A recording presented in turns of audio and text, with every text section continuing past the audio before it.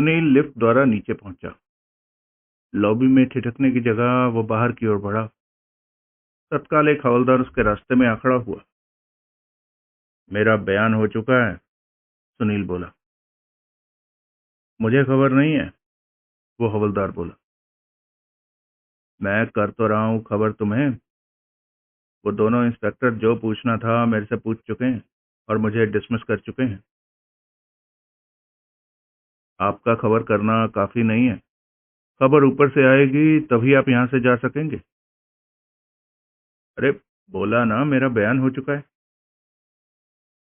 कई बार बयान एक से ज्यादा बार भी होता है।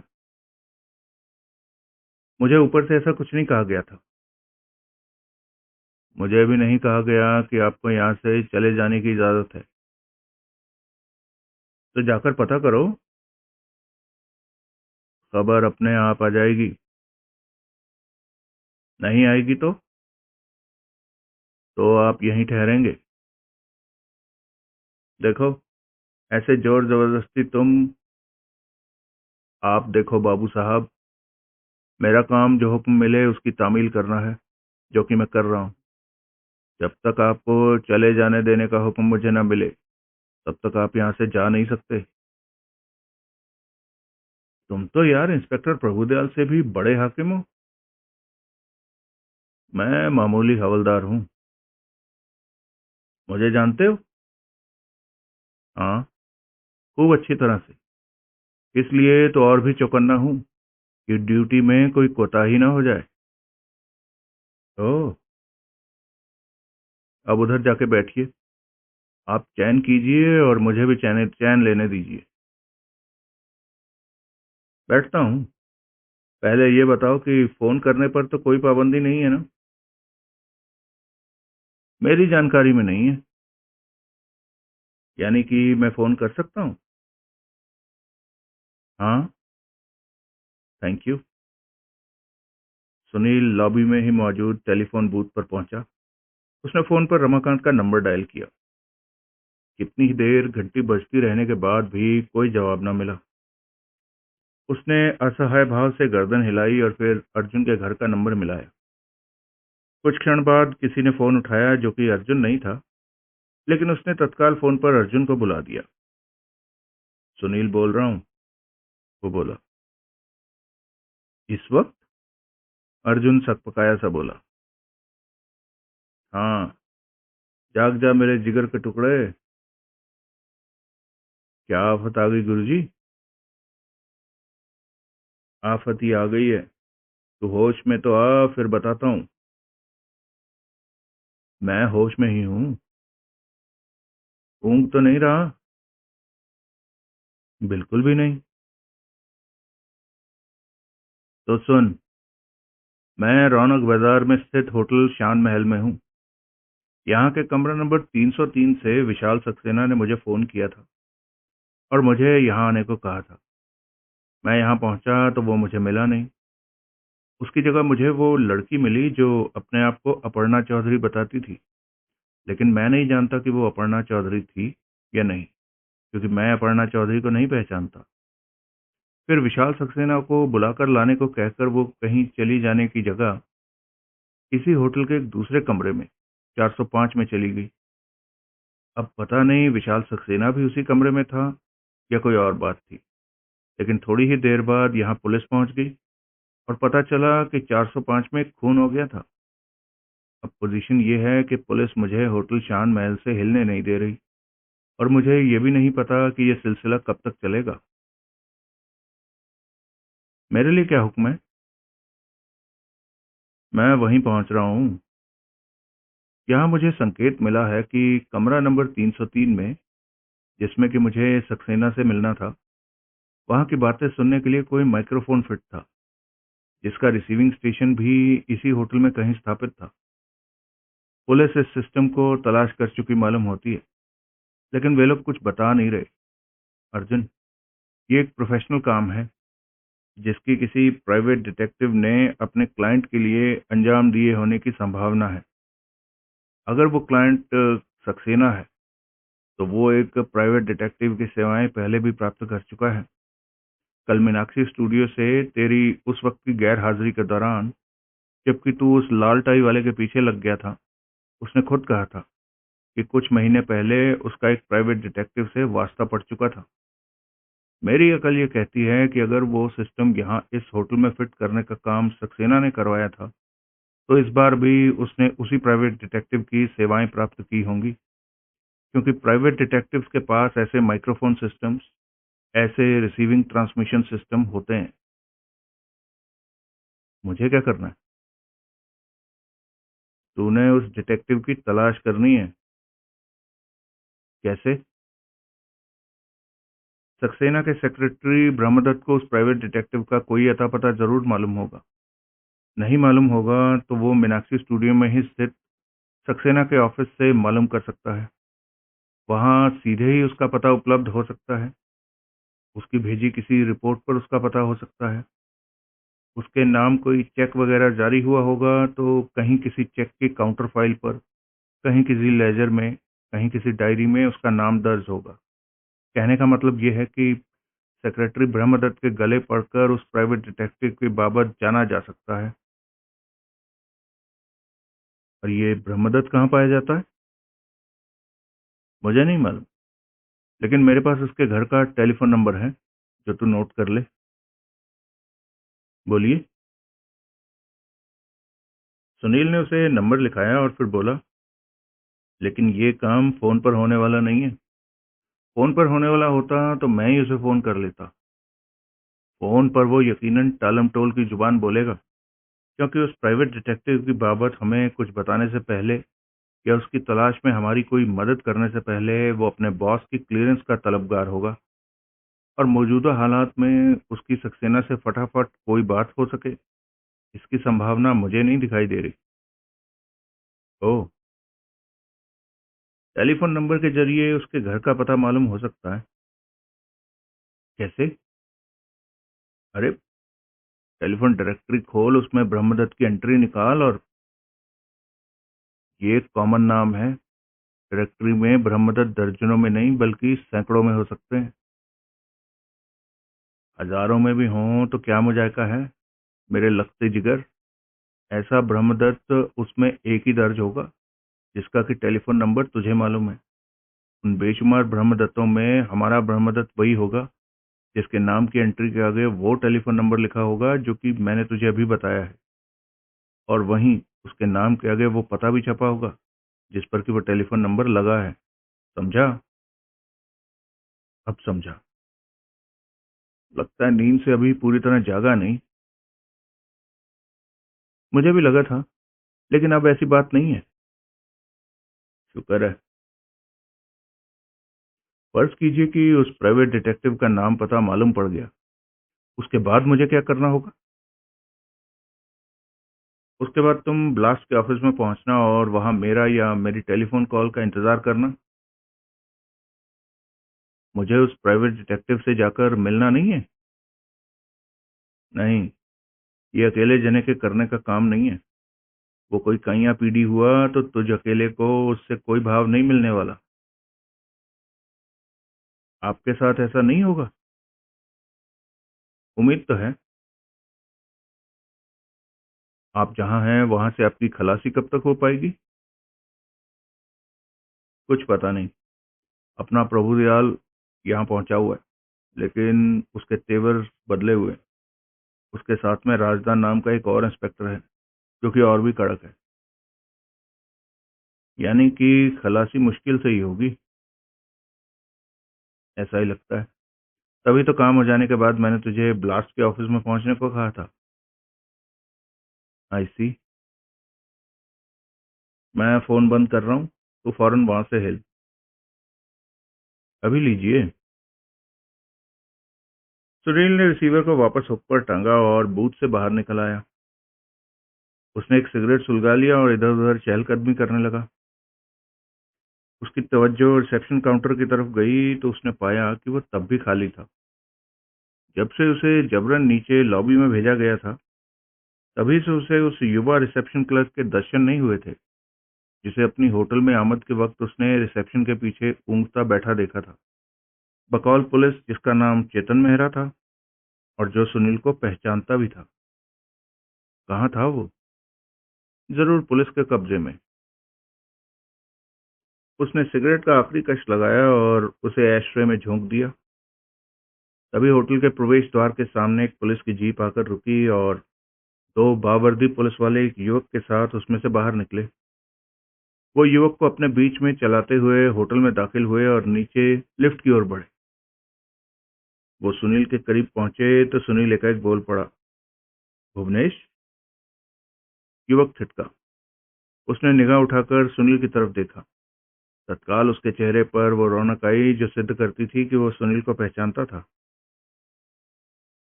हाँ सुनील साहब, मैं। चुप करो, एक पुलिसिया डपट कर बोला, और आगे बढ़ो। लेकिन मैं इनसे एक बात। किसी से कोई बात नहीं करनी। अरे लेकिन सिवाय इंस्पेक्टर साहब के किसी से कोई बात नहीं करनी, ये उनका हुक्म है, इसलिए आगे बढ़ो। रुको रुको, सुनील बोला, एक मिनट मेरी बात सुन के जाओ। वो क्या है कि चलो, पुलिसिया कड़क कर बोला। लॉबी में पहले से मौजूद हवलदार तत्काल सुनील के पास पहुंचा और उसने मजबूती से उसकी बांह थामकर उसे भुवनेश के पीछे आगे बढ़ने से रोक लिया। बांह छोड़ो, सुनील गुस्से से बोला। अभी बस जरा लिफ्ट रवाना हो ले, हवलदार सहज भाव से बोला। लेकिन हौसला रखिए प्लीज, एक मिनट की बात है। सुनील ने असहाय भाव से गर्दन हिलाई और होंठ भींच लिए। भुवनेश और उसके साथी पुलिसियों के पीछे लिफ्ट का दरवाजा बंद होते ही हवलदार ने उसकी बांह छोड़ दी। शुक्रिया, सुनील शुष्क स्वर में बोला। इंस्पेक्टर साहब की खास हिदायत है, हवलदार खेदपूर्ण स्वर में बोला, कि आपको किसी गवाह के मुंह न लगने दिया जाए। लेकिन वो लड़का मेरा दोस्त था, जिसे कि आप पहचानते भी नहीं थे, अंदाजन नाम पूछकर जिसकी शिनाख्त की आपने। सुनील ने हैरानी से उसकी तरफ देखा। मैं सब देख रहा था, हवलदार कुटिल भाव से बोला। निगाह काफी पैनी पाई है तुमने। ऐसे ही तो 3 फीती वाला हवलदार नहीं बन गया हूं। भगवान तुम्हें 4 फीती वाला हवलदार बनाए, 5 फीती वाला हवलदार बनाए। कितनी फीतियां हो तुम्हारी वर्दी पर कि तुम्हारी सूरत भी उनमें छुप जाए। हवलदार हंसा। मैंने आपकी बात का बुरा नहीं माना, जो कि तुम्हारा मुझ पर एहसान है तो सही। अब बैठ जाइए। सुनील एक कुर्सी पर ढेर हो गया। हवलदार परे रिसेप्शन पर जा खड़ा हुआ। 5 मिनट यूं ही गुजरे। एकाएक रिसेप्शन पर रखे फोन की घंटी बजी। रिसेप्शन पर क्योंकि कोई नहीं था, इसलिए हवलदार ने फोन उठाया। उसने कुछ क्षण फोन सुनकर रिसीवर वापस रख दिया और सुनील से बोला, आपका ऊपर बुलावा है। ऊपर कहाँ? आपको मालूम है, इंस्पेक्टर साहब के पास। वहीं। कोई करामत किए बिना सीधे ऊपर पहुंच जाएंगे या मैं साथ चलूं? ऊपर नहीं पहुंचूंगा तो कहां पहुंचूंगा? लिफ्ट में आदमी सड़क से पार भी जा सकता है। हवलदार हंसा और फिर बोला, जाइए प्लीज। सुनील लिफ्ट में सवार हुआ और दूसरी मंजिल पर पहुंचा। उसने वापस उस कमरे में कदम रखा जिसे पुलिस ने अपना अस्थायी हेडक्वार्टर बनाया हुआ था। जौहरी तब भी वहां मौजूद था और उस घड़ी उसकी शक्ल पर मुर्दनी छाई हुई थी। साफ पता चल रहा था कि पुलिस वाले उससे बहुत बुरी तरह पेश आए थे और जौहरी उनका मुकाबला नहीं कर सका था। मन ही मन सुनील रमाकांत को कोसने लगा, जिसकी गफलत की वजह से वो स्थिति पैदा हुई थी। जौहरी के बगल में ही भुवनेश बैठा हुआ था। बैठो, प्रभुदयाल बोला। सुनील एक कुर्सी पर ढेर हुआ और बोला, तो भुवनेश से तसल्ली कर ली आप लोगों ने कि इसने वही किया था जो मेरी वजह से इसे करने के लिए कहा गया था? इसने सिर्फ उस लड़की को वॉच करना था जिसने कि कमरा नंबर 303 से निकलकर। छोड़ो वो किस्सा, इंस्पेक्टर राजदान चिड़चिड़े स्वर में बोला। उस बाबत अब हम सब जानते हैं। ऐसे इतनी सर खपाई नहीं कि हमने इन दोनों के साथ। तो 1 मिनट खामोश बैठो। मुझे खामोश बिठाने के लिए यहाँ बुलाया गया है? सुना नहीं? सुनील खामोश हो गया। उसने शिकायत भरी निगाहों से प्रभुदयाल की ओर देखा तो वो परे देखने लगा। सुनील ने अपना लकी स्ट्राइक का पैकेट निकाला और भुनभुनाता हुआ एक सिगरेट सुलगाने लगा। इधर मेरी तरफ देखो। प्रभुदयाल भुवनेश से संबोधित हुआ। भुवनेश ने आदेश का पालन किया। यहाँ एक कत्ल की वारदात होकर हटी है जिसकी हम तफ्तीश कर रहे हैं। कत्ल के केस में किसी से कोई रियायत नहीं बरती जा सकती, किसी का कोई लिहाज नहीं किया जा सकता। ये बात तुम्हें इसलिए बताई जा रही है क्योंकि मुझे उम्मीद नहीं कि तुम्हारा पहले कभी किसी कत्ल के केस से वास्ता पड़ा हो। लिहाजा पुलिस से असहयोग करने का, उससे झूठ बोलने का, कुछ छिपाने की कोशिश करने का अंजाम गंभीर हो सकता है। समझे? जी हाँ, भुवनेश बड़े अदब से बोला। अब मैं तुम्हें एक तस्वीर दिखाने जा रहा हूँ। प्रभुदयाल सामने से एक लिफाफा उठाकर उसमें से एक कैमरा प्रिंट निकालता हुआ बोला, जो कि जरा 1 मिनट ठहरो, एकाएक राजदान बोला। प्रभुदयाल ठिठका, तक पकाया। उसने घूमकर राजदान की तरफ देखा। मेरे ख्याल से शिनाख्त के लिए हमें पहले रिसेप्शन क्लर्क चेतन मेहरा को आजमाना चाहिए। वजह? वजह उसकी वो खूबी है कि वो कभी कोई सूरत नहीं भूलता।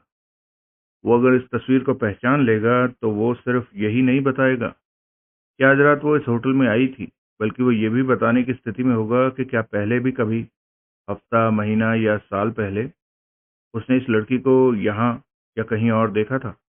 देखा था तो किस संदर्भ में देखा था।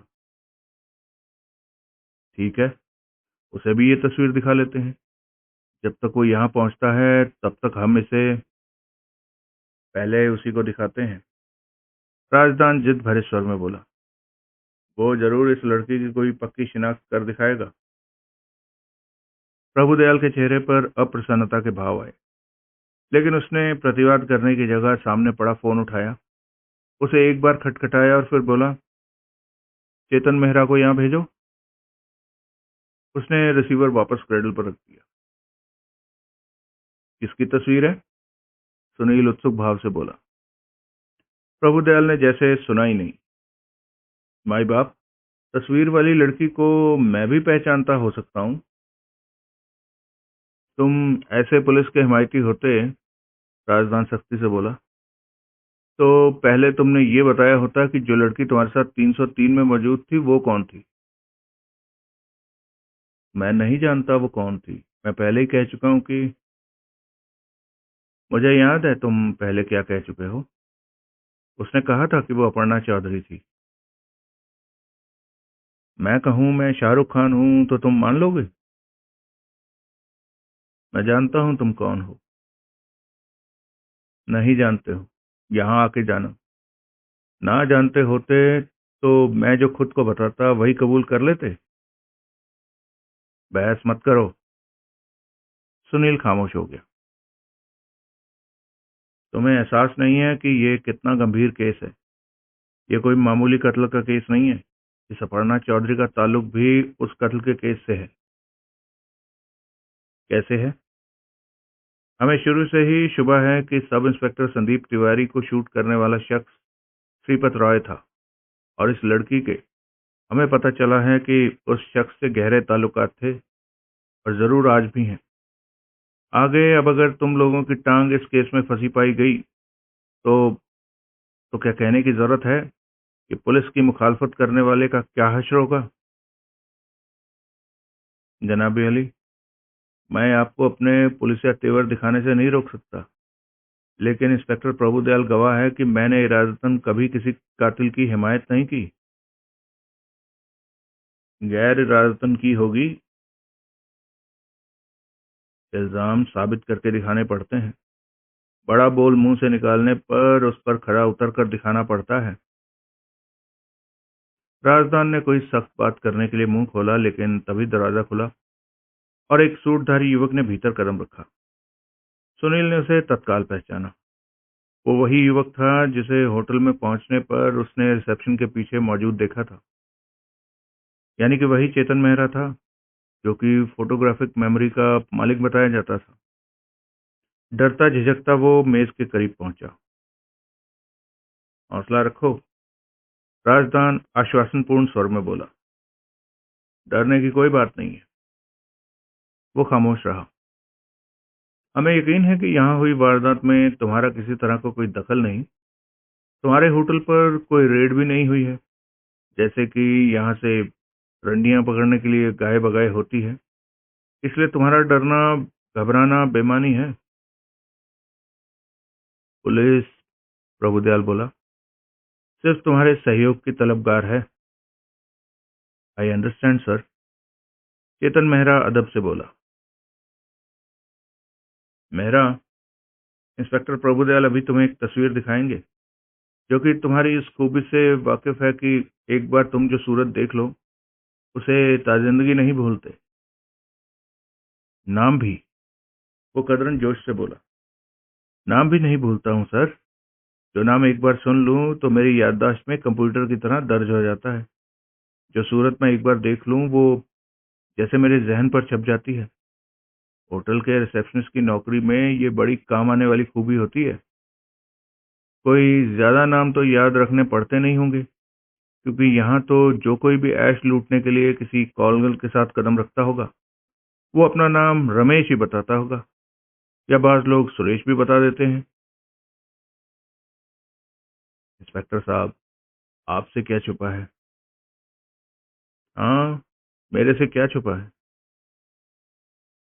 इसलिए आप ये भी जानते हैं कि पिछली रेड के बाद से गेस्ट को कमरा देने के मामले में हम सख्ती बरतने लगे हैं। हम अपने होटल की छवि सुधारने की पूरी पूरी कोशिश कर रहे हैं। क्यों नहीं, क्यों नहीं। बहरहाल वो बात इस वक्त अहम नहीं। इस वक्त अहम बात कुछ और है। क्या? अभी तुम्हें एक तस्वीर दिखाई जाएगी, जरा उस पर गौर करो। प्रभुदयाल ने फोटोग्राफ उसके सामने किया। मेहरा ने गौर से उस तस्वीर को देखा। पहचानते हो इस लड़की को? प्रभुदयाल ने पूछा। हाँ, मेहरा निसंकोच बोला। यहीं कमरा नंबर 405 में ठहरी हुई है।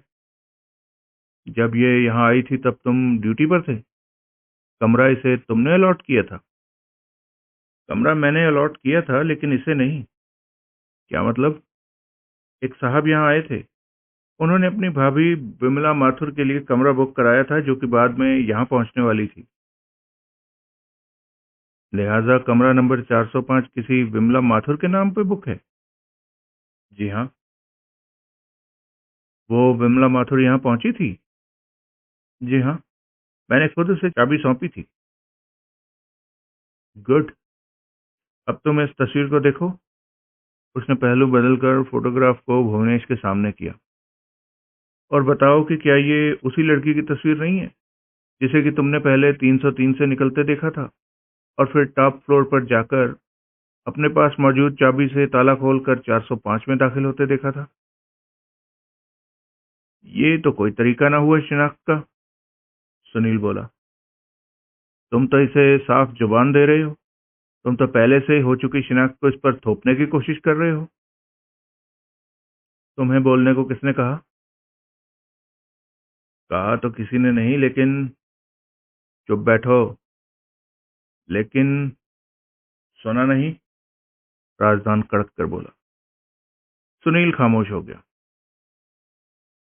हाँ तो भुवनेश, राजदान भुवनेश की तरफ घूमा।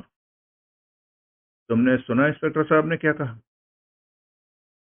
जी हाँ, भुवनेश दबे स्वर में बोला। सुना। कई बार किसी तस्वीर को जब तक बहुत गौर से न देखा जाए तब तक वो उस शख्स जैसी लगती नहीं है जिसकी कि वो तस्वीर होती है। इसलिए तस्वीर को गौर से देखो, इत्मीनान से देखो। Take your own time, Prabhudayal बोला। Yes, take your own time. सोच समझ कर जवाब दो। जो हाँ या ना कहना है अपनी पूरी तसल्ली करके कहो। हम नहीं चाहते कि अभी तुम इस बाबत जो जवाब हमें दो, बाद में तुम्हें उससे फिरना पड़ जाए। तुम समझ रहे हो ना मेरी बात को? जी हाँ। ओके, हम तुम्हारे जवाब का इंतजार कर रहे हैं, लेकिन हमें जवाब की कोई जल्दी नहीं है। मेरे ख्याल से ये उसी लड़की की तस्वीर है। ख्याल से नहीं, जो कहना है यकीन से कहो। ये उसी लड़की की तस्वीर है। पक्की बात? हाँ। तुम बेहिचक कह सकते हो कि ये उसी लड़की की तस्वीर है? हाँ। क्या हाँ? मैं बेहिचक कह सकता हूँ कि ये उसी लड़की की तस्वीर है। ये तो तोता पढ़ाने वाली बात हुई, सुनील बोला। क्या मतलब है तुम्हारा? राजदान आंखें निकालता हुआ बोला। इस आदमी ने उस लड़की को गलियारे में फासले से देखा था। रिसेप्शनिस्ट चेतन मेहरा ने उसे करीब से देखा था तो महज इतनी देर के लिए कि ये उसे कमरे की चाबी सौंप पाता। लेकिन मेरे से वो लड़की 2 मरतबा बातें करती रही थी, फिर भी तस्वीर की बाबत मेरे से सवाल नहीं किया जा रहा। तुम खुद अपनी जुबानी कह चुके हो कि तुम अपर्णा चौधरी को नहीं पहचानते। कबूल, लेकिन जो लड़की मेरे सामने 2 मरतबा मौजूद रही, वो इस तस्वीर वाली लड़की थी या नहीं, इस बात की तस्दीक के लिए मेरा अपर्णा चौधरी को जानना जरूरी नहीं है। राजदान अपलक उसे देखता रहा। ऊपर से गौर कीजिए कि इसने अभी अब पर कितना जोर दिया। ये अब बेहिचक कह सकता है कि ये उसी लड़की की तस्वीर है, पहले नहीं कह सकता था। अब इसलिए कह सकता है क्योंकि आपने इसे तरह दिया, इसे जुबान दी, बड़ी नफासत से इसे समझाया कि इसका क्या जवाब पुलिस द्वारा पसंद किया जाना था। बहुत बोलते हो, बहुत ज्यादा बोलते हो। ये तस्वीर मैं भी देखना चाहता हूँ, सुनील जिद भरे स्वर में बोला। तुम तस्वीर का पीछा छोड़ो। राजदान तस्वीर अपनी वर्दी की जेब के हवाले करता हुआ झल्लाया सा बोला। और जो पूछा जाए उसका जवाब दो। किसका जवाब दूं? तुम्हें जो लड़की मिली थी वो अपर्णा चौधरी थी, और उसने तुम्हें स्पष्ट शब्दों में कहा था कि विशाल सक्सेना वीरेश अस्थाना के कत्ल का इरादा रखता था। ये आप मेरे से पूछ रहे हैं या मुझे बता रहे हैं? पूछ रहा हूं। तो मेरा जवाब है कि किसी के कोई इरादा रखने की कोई कीमत नहीं होती। इरादा महज एक ख्याल जाहिर करता है, और ख्याल हकीकत नहीं होता। मैं आपसे कहूं कि मैं जूही चावला से शादी का इरादा रखता हूं, तो जूही चावला मेरे से शादी करने के लिए बाध्य नहीं हो जाती।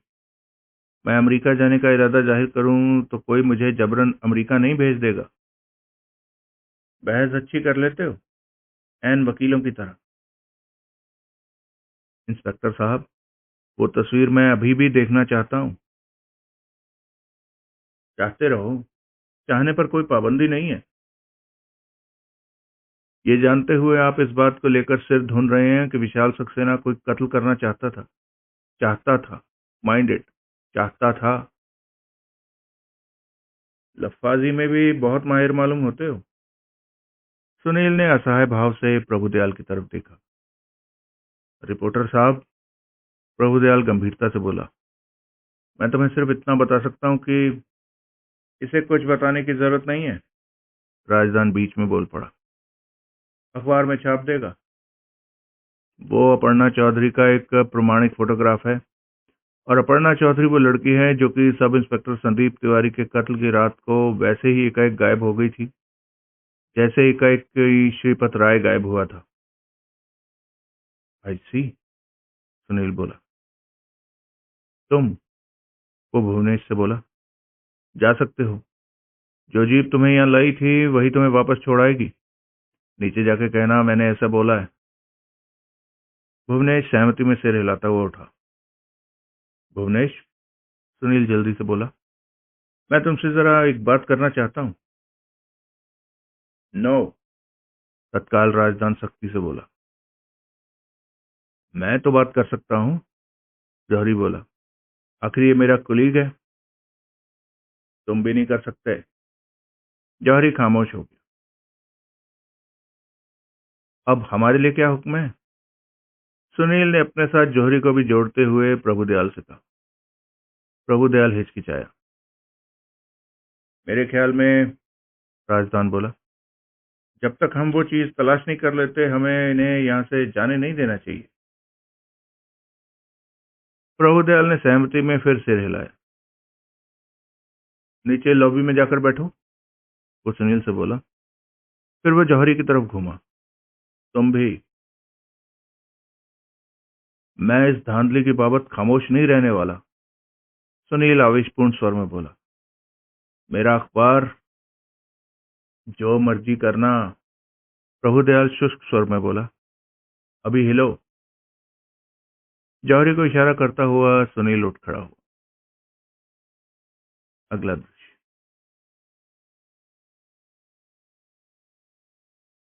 बेचैनी से पहलू बदलते सुनील और जौहरी लॉबी में बैठे थे। बाहर पांव फट रही थी और सड़क पर आवाजाही शुरू हो चुकी थी। वो दूसरा इंस्पेक्टर, एकाएक जौहरी उत्सुक भाव से बोला। किस चीज का जिक्र कर रहा था? किस चीज की तलाश थी उन्हें? क्या पता, सुनील अनमने भाव से बोला। कोई अंदाजा? अंदाजा तो है। क्या? कई बातें इस बात की तरफ इशारा कर रही हैं कि कमरा नंबर 303 में माइक्रोफोन फिट था, इसके जरिए कहीं और वहां होता वार्तालाप सुना जा सकता था। मेरे ख्याल से उन लोगों को उस रिसीविंग स्टेशन की तलाश है, जो कि इस होटल में ही कहीं स्थापित हो सकता है। वो क्या मुश्किल काम है? अगर वो माइक्रोफोन तलाश कर चुके हैं तो वो उसकी तार पकड़कर, काम इतना आसान होता तो वो कब का कर चुके होते। माइक्रोफोन जरूर वायरलेस किस्म का होगा कि कोई तार रिसीविंग स्टेशन तक नहीं दौड़ानी पड़ती। ओह, लेकिन उस कमरे में माइक्रोफोन आया कहाँ से? जाहिर है कि विशाल सक्सेना के मंगाया आया। जरूर उसी ने ऐसा इंतजाम करवाया होगा कि वहां जो वार्तालाप हो वो कहीं और रिकॉर्ड किया जा सके। यानी कि कहीं कोई रिकॉर्डिंग मशीन लगी होगी जो कि माइक्रोफोन से आती हर आवाज को रिकॉर्ड कर सकती थी।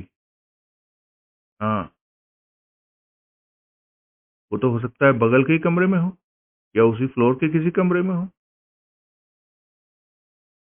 ये इस बात पर निर्भर करता है कि सिग्नल भेजने वाला वो माइक्रोफोन कितना शक्तिशाली है। अगर माइक्रोफोन बहुत शक्तिशाली है तो रिकॉर्डिंग स्टेशन होटल की इमारत के बाहर भी कहीं सेट हो सकता है, किसी करीबी इमारत में या करीब खड़े किसी वाहन में। वायरलेस सिस्टम का यही तो फायदा है, एक जगह से दूसरी जगह तक कोई तार नहीं दौड़ानी पड़ती। ओह, वैसे ये भी हो सकता है कि वो रिसीविंग स्टेशन तलाश कर चुके हों और वहां मौजूद किसी टेप रिकॉर्डर पर रिकॉर्ड हुई हर बात सुन चुके हों। तो फिर वो चीज क्या हुई जिसकी उन्हें अभी भी तलाश है? वो शख्स जिसने कि वो सिस्टम वहां सेट किया था। ये एक एक्सपर्ट का काम है जो कि खुद सक्सेना नहीं हो सकता। इस काम के लिए जिस शख्स या कंपनी की सेवाएं उसने प्राप्त की हैं, मेरे ख्याल से उसी की तलाश में इस वक्त पुलिस है। ये आप कैसे कह सकते हैं कि वो यूं रिकॉर्ड हुआ सब कुछ सुन चुके हैं? उनके सवालों की वजह से। उनके कई सवाल ऐसे थे जैसे जवाब उन्हें पहले से मालूम थे और वो महज उनके जरिए चोर बहकाने की कोशिश कर रहे थे। ओह, वो काफी कुछ जानते हैं, लेकिन ये भी जाहिर है कि वो सब कुछ नहीं जानते, वरना वो अभी यही मत्था न मार रहे होते। वो वो चीज तलाश करने में मरे न जा रहे होते। जब काफी कुछ जान गए थे तो सब कुछ क्यों नहीं जान सकते थे? वजह रिकॉर्डिंग का इंतजाम होगी। रिकॉर्डिंग के लिए जाहिर है कि कोई टेप रिकॉर्डर सेट किया गया होगा। टेप रिकॉर्डर के टेप की एक ड्यूरेशन होती है, जिसके बाद कि उसकी जगह नया टेप चढ़ाना जरूरी होता है। मुझे लगता है कि पुलिस के हाथ वही टेप लगा है जो कि मशीन पर उसकी बरामदगी के वक्त चढ़ा हुआ था, और अब इसलिए उन्हें मशीन के मालिक की, उस वायरलेस सिस्टम के मालिक की तलाश है, ताकि वो उससे बाकी के टेप भी, अगर कोई है तो, बरामद कर सके। चालू टेप में भी तो कोई कम बातें रिकॉर्ड नहीं हुई होंगी। क्या पता। ये तो इस बात पर निर्भर करता है कि आखिर टेप कब बदला गया था, यानी कि चालू टेप कब से चालू था। आपके ऊपर पहुंचने के वक्त से चालू था, तो उन तमाम बातों से वो वाकिफ ही हो चुके हैं जो कि आपकी मौजूदगी में आपके साथ वहां हुई थी। हाँ, तभी तो लिपस्टिक से लिखे संदेशे की बाबत उन्हें मेरे बताए बिना ही मालूम था। ये तक मालूम था कि संदेशे दो थे।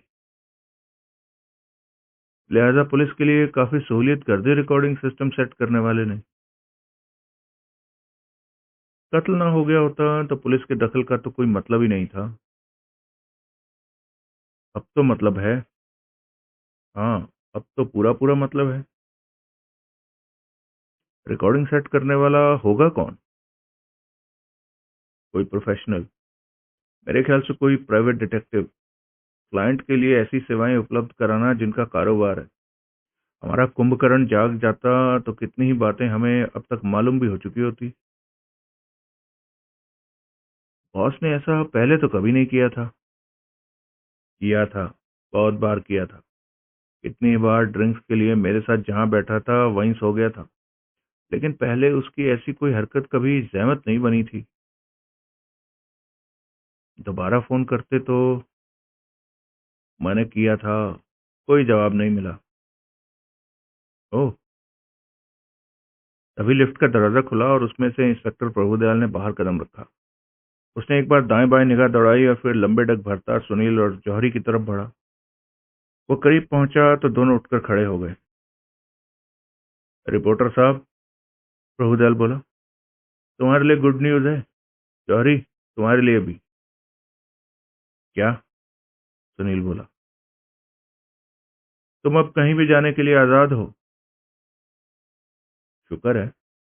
वैसे ये घोषणा अपने जोड़ीदार की सहमति से कर रहे हो ना? इंस्पेक्टर राजदान की बात कर रहे हो? हाँ। बहुत कड़क इंस्पेक्टर है, बच के रहना उससे। उसे भी समझा देना कि बच के रहे सुनील भाई मुल्तानी से। प्रभुदयाल हंसा। और क्या खबर है? केस हल हो गया? हो जाएगा, प्रभुदयाल लापरवाही से बोला। यानी कि अभी नहीं हुआ? हल की तरफ कदम तो बढ़ ही रहे हैं हमारे। नया क्या जाना? कोई सीक्रेट ना हो तो बता दो। वो हिचकिचाया। यानी कि इंस्पेक्टर राजदान की इजाजत नहीं है? क्यों भाई? वो मेरा सुपरिटेंडेंट है या आईजी है जिसकी कि मुझे इजाजत लेनी पड़ेगी? क्या पता चलता है। खामोश हो तो किसी का ताला तो मुंह पर जड़ा ही होगा। ऐसी कोई बात नहीं है। तो फिर नजारा कराओ ना उस माल का जो कि बढ़िया है और अलग से बांध के रखा है। ठीक है, सुनो। पहली बात तो हमें यही मालूम हुई है कि बाथरूम के शीशे के पीछे जो नंबर लिखा हुआ था वो एक एम्बेसडर कार का है जो कि वीरेश अस्थाना की है। यानी कि वो वीरेश अस्थाना के नाम रजिस्टर्ड है। रजिस्टर्ड वो राजेश श्रीवास्तव के नाम है। लेकिन अब हमें यकीनी तौर पर मालूम है कि वो भी वीरेश अस्थाना का ही एक फर्जी नाम है। खास बात यह है रिपोर्टर साहब कि वो कार इस वक्त पुलिस के कब्जे में है और उसके दाईं ओर के अगले दरवाजे में एक बड़ा नीट एंड क्लीन गोली का छेद बना पाया गया है, जिसके मुआयने से साफ जाहिर होता है कि गोली कार के भीतर से बाहर की तरफ चलाई गई थी। इससे क्या समझे? यही कि वो वही कार है जिस पर कल मीनाक्षी स्टूडियो की पिछली गली में अपर्णा चौधरी का अगवा करने की कोशिश की गई थी। बिल्कुल ठीक। लेकिन उसे वीरेश अस्थाना तो नहीं चला रहा था। वो तो अगवा की कोशिश के वक्त भीतर स्टूडियो के डांस फ्लोर पर चल रही पार्टी के बार पर बैठा हुआ था। कार का मालिक वही था। अलबत्ता उस घड़ी उसे चला कौन रहा था ये मालूम होना अभी बाकी है। कार को फिंगरप्रिंट्स के लिए चेक किया जा रहा है। उनके जरिए हमें ये मालूम हो जाने की पूरी पूरी उम्मीद है कि तब कार कौन चला रहा था। गुड। अब पोजीशन ये है कि राजेश श्रीवास्तव उर्फ वीरेश अस्थाना का इस होटल में कत्ल हो गया है और कत्ल के लिए विशाल सक्सेना जिम्मेदार है। खामखा? इस बाबत उसको कोई रियायत दी जा सकती है तो यही दी जा सकती है कि शायद उसने आत्मरक्षा के लिए गोली चलाई हो, लेकिन ये रियायत तभी कारगर हो सकती है जबकि वह सामने आए और अपनी जुबानी बयान करे कि असल में क्या हुआ था। यानी कि वह खुद ये स्थापित करने की कोशिश करे कि उसने अपनी जान बचाने के लिए विदेश अस्थाना उर्फ राजेश श्रीवास्तव की जान ली थी। तुम्हें तो मालूम होगा नहीं कि विशाल सक्सेना कहाँ है? कैसे मालूम होगा? उससे मुलाकात के लिए ही मैं यहाँ आया था। यानी कि अब कबूल कर रहे हो कि सक्सेना से मिलने यहाँ आए थे? ऐसी बात को छुपाने से क्या फायदा जो जग विदित हो चुकी हो। हम्म। लेकिन वो मिला नहीं था मुझे। शायद मिला हो। नहीं मिला था। न सिर्फ मिला हो बल्कि उसने ये भी बताया हो कि उसके हाथों यहाँ एक खून हो गया था। ऐसी कोई बात नहीं है। Okay, never mind. वो तुम्हारा यार है इसलिए एक बात जान लो कि ये भी तुम्हारी गलतफहमी है कि वो मेरा यार है। यार ना सही, वाकिफकार तो है। तभी तो तुम उसकी पार्टी में शरीक थे। हाँ, वाकिफकार तो है। और अब यार का दर्जा इख्तियार करता जा रहा है। तभी तो तुम उसकी पुकार पर इतनी रात गए यहाँ दौड़े चले आए। वो तो ब्लास्ट के लिए एक स्टोरी की खातिर। मैं जानता हूँ तुम्हारी स्टोरियों को। ऐसी पुड़िया क्या तुमने मुझे पहली बार दी है? सुनील खामोश रहा। बहरहाल, प्रभुदयाल बोला, मैं ये कह रहा था कि हमें विशाल सक्सेना की इसलिए तलाश नहीं है क्योंकि उसने यहाँ कत्ल किया है, बल्कि इसलिए ज्यादा तलाश है क्योंकि उसके तार अपर्णा चौधरी से जुड़े हैं और अपर्णा चौधरी के तार आगे श्रीपत राय से जुड़े हैं, जिसकी कि हमें उसी रोज से बड़ी शिद्दत से तलाश है जिस रोज कि हमारे सब इंस्पेक्टर संदीप तिवारी का कत्ल हुआ था। रिपोर्टर साहब, अब तुम्हारी भी गति इसी में है कि विशाल सक्सेना की बरामदी में हमारी मदद करो, वरना इसके बाद तो गेहूं के साथ घुन पिसे ही पिसे। घुन? यानी कि मैं? यानी कि तुम? वार्निंग का शुक्रिया, लेकिन फिलहाल तो मैं आजाद हूं ना। हाँ, लेकिन फिलहाल, फिलहाल अब इससे पहले कि मेरा इरादा बदले। बाकी की बात सुनने के लिए सुनील वहां ना रुका। अगला दृश्य। रमाकांत को सोते से झिझोड़ कर जगाया गया। सिराने रखे टेलीफोन का प्लग उसने सॉकेट से खींचा हुआ था, जो कि घंटी उसे न सुनाई देने की वजह थी। सबसे पहले सुनील ने प्लग को सॉकेट में डाला और फिर ब्लास्ट में फोन किया। अर्जुन वहां अभी वापस नहीं लौटा था। उसने रिसीवर को क्रैडल पर पटका और कहर भरी निगाहों से रमाकांत की तरफ देखा। की होया मालको? रमाकांत आंखें मलता हुआ बोला। परलो आ गई माई अभी? हाँ, प्रलय आ गई, सुनील बोला। हम सब लोग मर गए हैं, एक तुम ही जिंदा हो, क्योंकि प्रलय का देवता तुम्हें देखकर धोखा खा गया था। क्या धोखा खा गया था? वो समझा था कि तुम पहले ही मरे पड़े थे। टाइम क्या हुआ है? 7 बजने को है। बस? हाँ। तौबा, तू यार है कि दुश्मन, सुबह सवेरे जगा दिया। अभी कहाँ जगा दिया? अभी तो सोए ही मालूम पड़ रहे हो। मैं नींद में बड़बड़ा रहा हूँ? तुम्हारा अपना क्या ख्याल है? हो तो सकता है मोतियां वाले हो। जागने का तो ये टाइम नहीं है। खैर, अब बोलो क्या आफत आ गई? और जौहरी तुम्हारे साथ यहाँ क्या कर रहा है? तुम्हारे जागने की गारंटी हो तो कुछ बोलूं? जाग गया यार। अब क्यों एक बात को लेकर कल्पा रहे हो? मुझे भी कल्पा रहे हो, खुद भी कल्प रहे हो। बोलो, की हो या? नहीं, ठहरो। अब क्या हुआ? जौहरी, चाय का प्रबंध कर। यार आया है सुबह सवेरे। जौहरी सहमति में सिर हिलाता वहां से चला गया। रमाकांत ने पलंग पर दाएं बाएं हाथ मारकर अपना चार मीनार का पैकेट तलाश किया और एक सिगरेट सुलगाने में मशगूल हो गया। सुनील ने भी अपना पैकेट निकालकर सिगरेट सुलगाया। यार न हुआ अखबार हो गया, सुबह सवेरे आ गया, रमाकांत बोला। सुनील खामोश रहा। अब कुछ बोल भी सही। सुन रहे हो?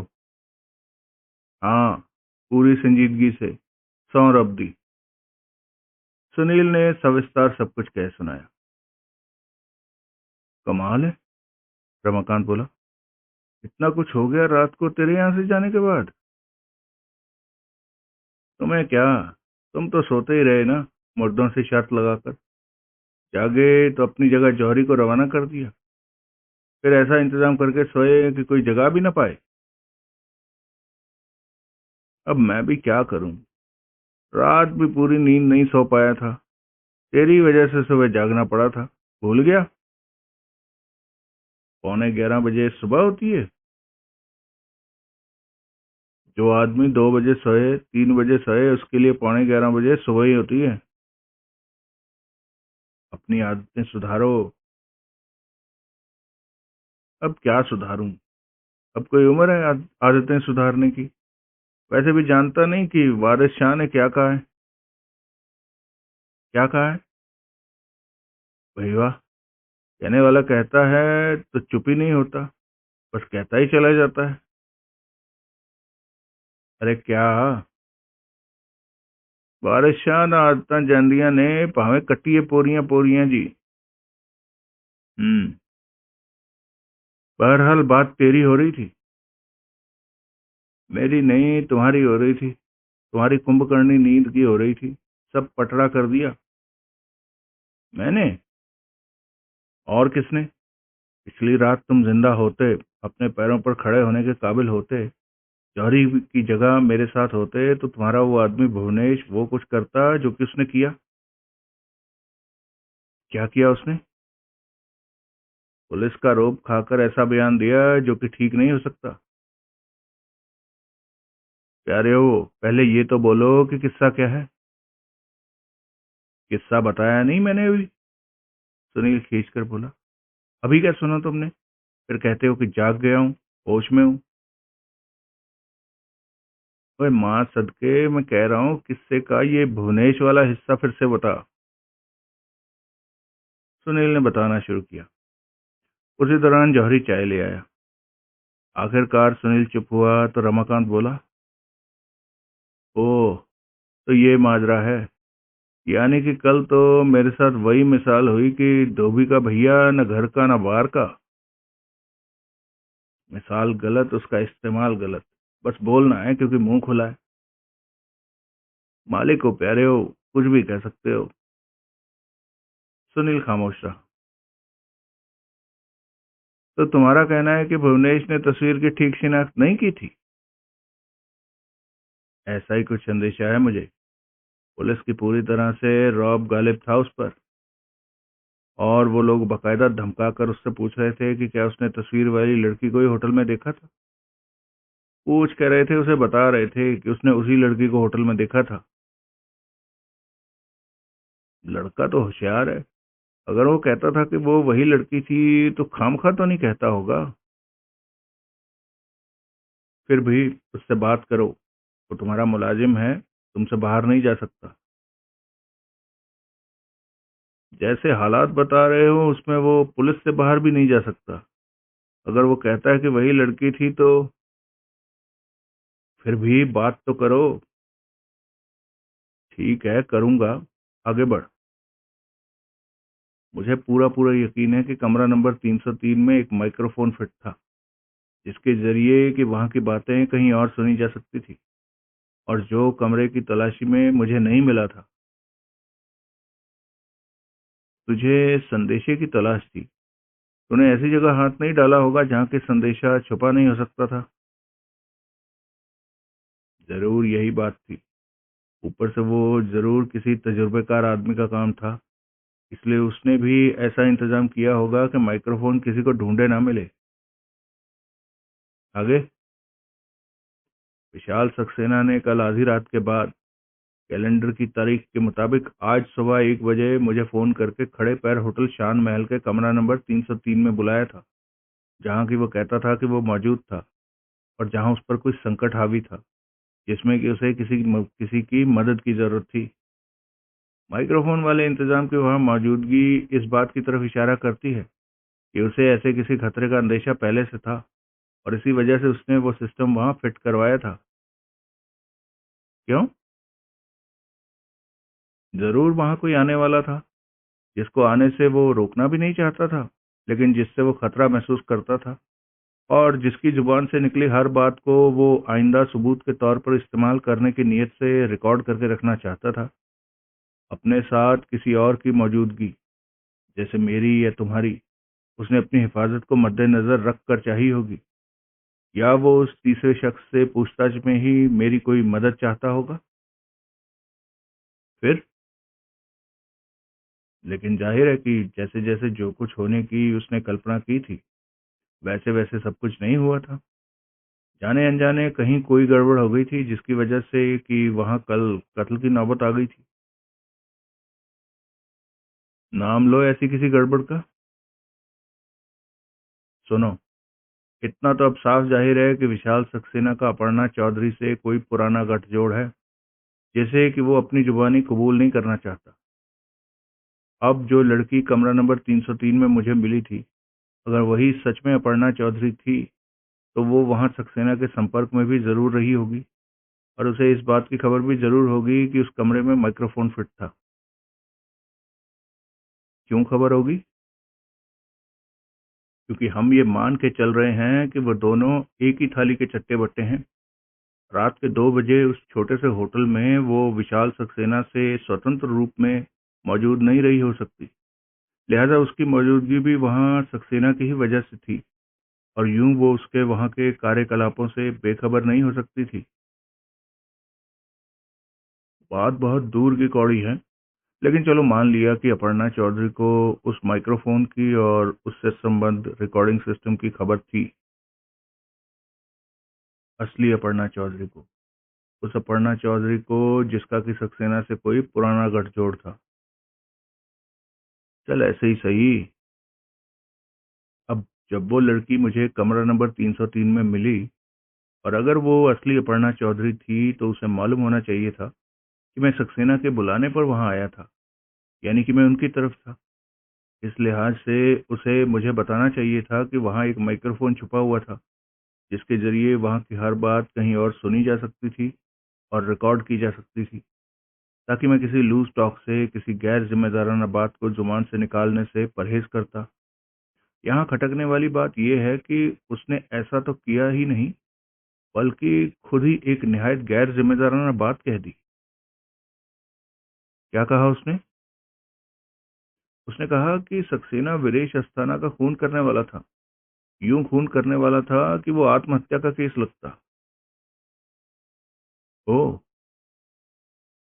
उसकी जबान से निकली इस बात की खबर पुलिस को भी है, जो कि अपने आप में सबूत है कि वहां कोई माइक्रोफोन छुपा हुआ था, जिसका रिकॉर्डिंग स्टेशन भी पुलिस तलाश कर चुकी थी और मौके पर उपलब्ध रिकॉर्डिंग सुन चुकी थी, जिसमें कि लड़की का ये कथन भी रिकॉर्डेड था कि सक्सेना वीरेश अस्थाना का खून करने का इरादा रखता था, जैसा कि पुलिस ने भी मुझे साफ कहा था। अब ये बात या कहने वाले को मालूम थी या सुनने वाले को। कहने वाला, वो लड़की, पुलिस के कब्जे में नहीं है, और सुनने वाले ने, मैंने, इस बाबत अपनी जुबान नहीं खोली। फिर भी ये बात पुलिस को मालूम थी, तो भला कैसे मालूम थी? माइक्रोफोन की वजह से, रिकॉर्डिंग की वजह से। एग्जैक्टली। यानी कि वहां रिकॉर्डिंग सिस्टम तो लगा हुआ ही था ही। हाँ। अब लड़की ने जो गैर जिम्मेदाराना बात कही, उसकी परख जरा दूसरे एंगल से करो। फर्ज करो कि असली अपर्णा चौधरी को कुछ हो गया था, जो कि उसके अगवा की कोशिश को मद्देनजर रखते हुए कोई बड़ी बात नहीं, और मुझे फोन करने के बाद विशाल सक्सेना को भी कुछ हो गया था। कुछ क्या? कुछ भी। वो दोनों अपने दुश्मनों की पकड़ में आ गए थे या मार डाले गए थे, कुछ भी।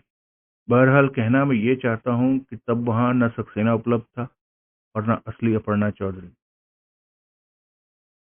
असली पर बहुत जोर है तुम्हारा, क्योंकि नकली का मुझे एक रोल दिखाई दे रहा है। क्या? मैं ये मानकर चल रहा हूँ कि जो लड़की मुझे मिली थी वो असली अपर्णा चौधरी नहीं थी। मैं अपर्णा चौधरी को नहीं पहचानता था। उसे सिर्फ तुम पहचानते थे, क्योंकि परसों रात वो तुम्हारी डांसिंग पार्टनर थी। इसी वजह से तुम्हारा होटल शान महल में पहुंचना जरूरी था। लेकिन तुमने अपनी नींद को तरजीह दी और अपनी जगह जौहरी को भेज दिया। अब छोड़ो भी ना वो किस्सा, एक ही बात को पकड़ कर बैठ गया। कैसे छोड़ूं? तुम वहां पहुंचे होते तो हाथ ये फैसला हो जाता कि वो लड़की असल में अपर्णा चौधरी थी या नहीं। खता हुई वीर मेरे, अब आगे तो बढ़। मैं कहाँ था?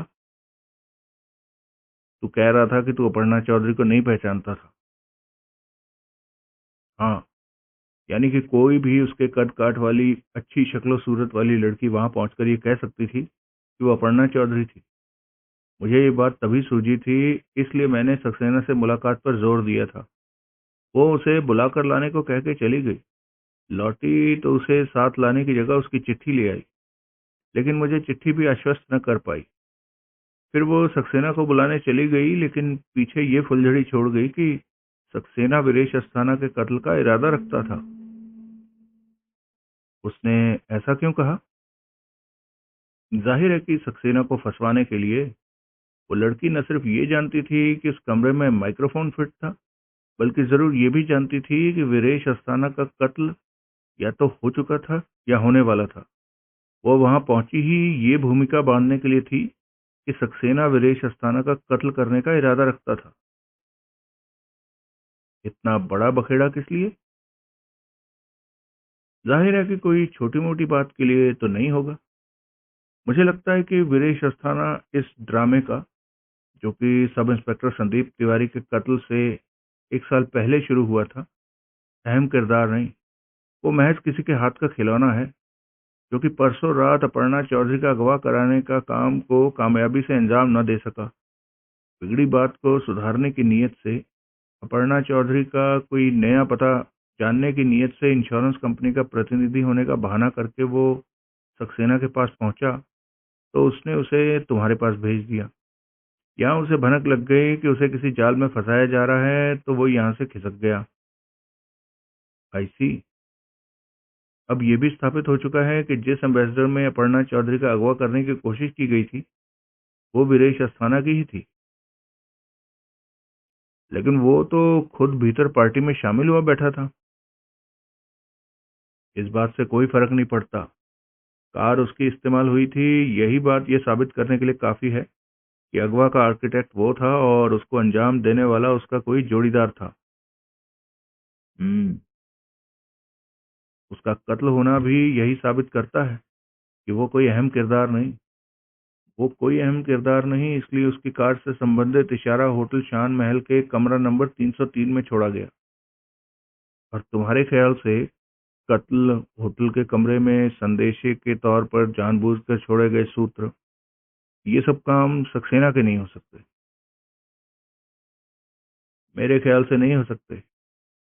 वो तो शर्तिया किसी षड्यंत्र का शिकार हुआ है। कातिल वो होता तो उसने मुझे फोन करके होटल शान महल ना बुलाया होता। तुझे कैसे पता कि उसी ने तुझे फोन किया था? वीर मेरे, कल रात तूने क्या कम पी थी? हो सकता है नशे में तूने सक्सेना की आवाज ना पहचानी हो। इतनी रात गए किसी ने तुझे फोन पर कहा वो सक्सेना था और तूने मान लिया। वो सक्सेना ही था। मैंने उसकी आवाज साफ पहचानी थी। ठीक है, पहचानी थी तो पहचानी थी। मेरी अक्ल ये कहती है कि जब सक्सेना ने मुझे फोन पर होटल शान महल पहुंचने के लिए कहा था, तब वो अकेला या अपर्णा चौधरी के साथ वहां के कमरा नंबर 303 में मेरा इंतजार कर रहा था। जबकि वहां मेरे से पहले कोई और पहुंच गया था, जो कि रिवॉल्वर की नोक पर उसे या दोनों को जबरन वहां से निकाल ले गया था। एक अकेला आदमी? कोई जरूरी नहीं, वो दो हो सकते थे, तीन हो सकते हैं। फिर फिर मैं वहां पहुंचता हूँ। फिर मेरी मौजूदगी में वहां वो लड़की पहुंचती है जो कि अपने आप को अपर्णा चौधरी बताती है, लेकिन जो असल में उन्हीं लोगों की जोड़ीदार थी जिन्होंने सक्सेना पर हाथ डाला था, और जो मेरे सामने बड़े विश्वसनीय तरीके से ये स्थापित करती है कि सक्सेना को अपनी जान बचाने के लिए किसी की जान लेनी पड़ सकती थी। वो आत्मरक्षा के लिए वीरेश सक्सेना का कत्ल कर सकता था। वो बात कही ही इसलिए गई थी क्योंकि कहने वाली को मालूम था कि वहां फिट माइक्रोफोन के जरिए वो रिकॉर्ड हो सकती थी। अब वो टेप जिस पर कि वो बात रिकॉर्ड हुई थी, मुझे पूरी गारंटी है कि पुलिस के कब्जे में है। फिर तुम्हारा आदमी भुवनेश और होटल का रिसेप्शन क्लर्क चेतन मेहरा पुलिस के पास उपलब्ध अपर्णा चौधरी की एक तस्वीर से इस बात की तस्दीक करते हैं कि वही वो लड़की थी जो कि कमरा नंबर 303 से निकलती देखी गई थी। आगे पता चलता है कि वो लड़की उसी होटल में वहां के कमरा नंबर 405 में ठहरी हुई थी, जहां की राजेश श्रीवास्तव उर्फ वीरेश अस्थाना की गोली लगी लाश पाई गई थी। अपर्णा चौधरी के ताल्लुकात श्रीपत राय से थे, जिस पर कि police sub inspector Sandeep Tiwari का कत्ल करने का शक है, और जो आज भी गायब है। ऐसे कॉप किलर की संगिनी सक्सेना के संपर्क में पाई जाती है। सक्सेना उसी होटल में मौजूद होता है जहां की वीरेश अस्थाना का कत्ल हुआ होता है। इन तमाम बातों से पुलिस क्या नतीजा निकालेगी? यही कि अपर्णा चौधरी की एक्टिव पार्टिसिपेशन में या उसके बिना उसी ने वीरेश अस्थाना का कत्ल किया था। एग्जैक्टली। यहाँ कोई बात सक्सेना के हक में जा सकती है। कोई बात ये सिद्ध कर सकती है कि उसे एक षड्यंत्र के तहत फंसाया गया था, तो वो ये है कि ये साबित हो सके कि जिस लड़की की शिनाख्त बतौर अपर्णा चौधरी हुई है, वो असल में अपर्णा चौधरी नहीं है। यानी कि भुवनेश की शिनाख्त गलत थी। हो सकता है, लेकिन प्यारे हो, तुम कहते हो कि उस रिसेप्शन क्लर्क चेतन मेहरा ने भी तस्वीर से लड़की की शिनाख्त की थी।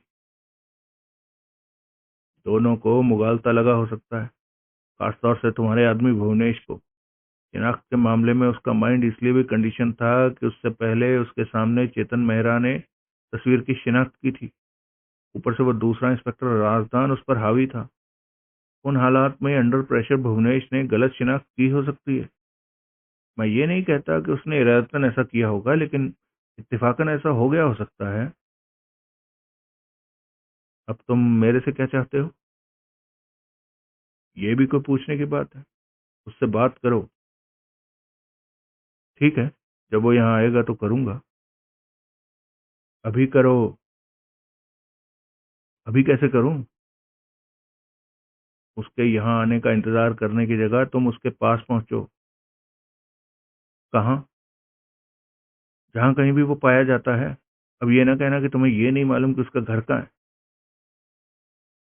मालूम तो नहीं है, लेकिन ऑफिस के रिकॉर्ड से जाना जा सकता है। पता जौहरी को मालूम है। पुलिस को उसका पता इसी ने बताया था। रमाकांत ने जौहरी की तरफ देखा। जौहरी ने सहमति में सिर हिलाया। फिर क्या प्रॉब्लम है? रमाकांत बोला। जौहरी उसे यहाँ बुला कर लाता है, तब तक मैं जरा बाथरूम का फेरा लगा कर आता हूँ। ठीक है? सुनील ने सहमति में सिर हिलाया। उसने, जौहरी बोला, आने से इनकार किया तो? उसकी मजाल नहीं हो सकती, रमाकांत बोला। उसके सिरहाने पुलिस बैठी हुई तो? ये टेढ़ा हलवा है। खीर, सुनील बोला। खीर? खीर खाएगा इस वक्त? खीर टेढ़ी होती है। सही मुहावरा टेढ़ी खीर है। खीर भी क्यों टेढ़ी होती है को माँ ये मतलब इस बात का? क्या मतलब हुआ टेढ़ी खीर का? पक जाने पर चूल्हे से उतारी गई तो करवट बदल कर बैठ गई। सुनील चुप रहा। तू क्या कह रहा था? रमाकांत जौहरी की तरफ घूमा। मैं कह रहा था कि अगर पुलिस, हाँ, तो प्रॉब्लम होगी। तो हम उसको यहाँ ड्यूटी पर आने का इंतजार करेंगे। क्यों मालको? सुनील ने सहमति में सिर हिलाया। रमाकांत उठकर अटैच बाथरूम में दाखिल हो गया और जौहरी वहां से उठकर नीचे चला गया तो सुनील ने करीब पड़ा टेलीफोन अपनी तरफ घसीट लिया और फिर ब्लास्ट में फोन किया। अर्जुन तब भी वहां नहीं पहुंचा था। उसने ब्रह्मदत्त के घर का नंबर डायल किया। मालूम हुआ कि वो घर पर नहीं था। मुंह अंधेरे वो किसी के साथ गया, तब तक लौटा नहीं था। उसने टेलीफोन डायरेक्टरी में मीनाक्षी स्टूडियो का नंबर देखा और उस पर फोन किया। निरंतर घंटी बजते रहने के बावजूद कोई जवाब न मिला। क्योंकि कोई बड़ी बात नहीं थी। स्टूडियो में सक्सेना के ऑफिस का अगला नंबर हो सकता था, जो कि डायरेक्टरी में मीनाक्षी स्टूडियो के एंट्री के नीचे दर्ज नहीं था। उसने फिर ब्लास्ट में फोन किया और वहां ये संदेशा छोड़ा कि अर्जुन वहां लौट आए तो वो उसे रमाकांत के प्राइवेट नंबर पर फोन करे। उसने वापस क्रेडल पर फोन रखा और रमाकांत द्वारा खाली किए गए पलंग पर पसर गया। उसे भी पता न चला कि कब उसे नींद ने दबोच लिया।